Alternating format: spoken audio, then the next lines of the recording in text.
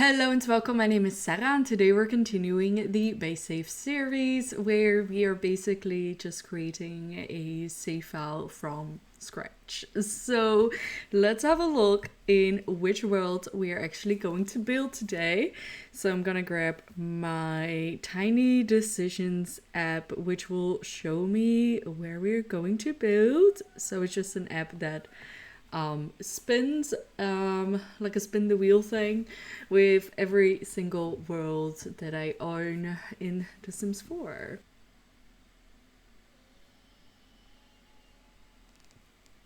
Okay, Gibbi point. Interesting, since I've actually never really built in this world. So let's have a look. Which neighborhoods we are going to build in. So here I have my Gibbi points, and I'm just going to spin this again.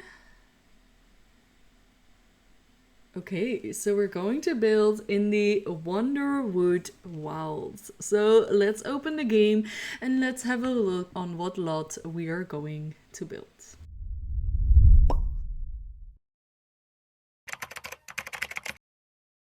So here we are in game. Let's go find a Gibbi point, which is this one over here. And then the Wonderwood Wilds. I kind of thought it was gonna be this one. Okay, so let's check the lots. We got a 40 by 40. Oh goodness. Okay, we've got a 30 by 20, a 64 by 64, and oh no, a 50 by 50.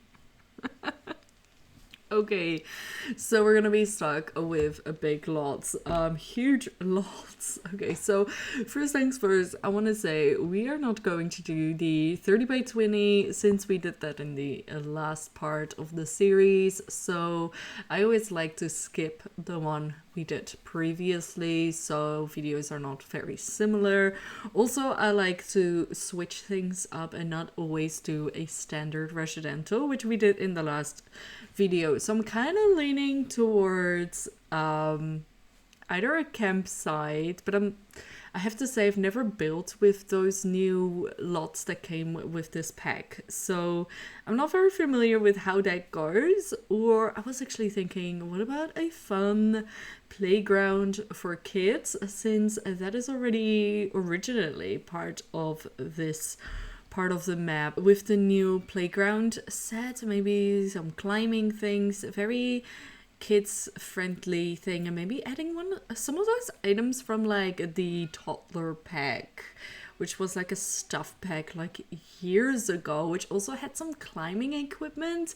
So I'm kind of just leaning towards that, and I'm thinking about doing the 40 by 40, which is already called Plumbird Park. So I think this is the original lot where the park normally sits. We are just going to build a park on this 40 by 40 lot in Gibbi Point, which is then in the Wonderwood Wilds. Here we are on the lot. I can see we have a little fishing spot over here.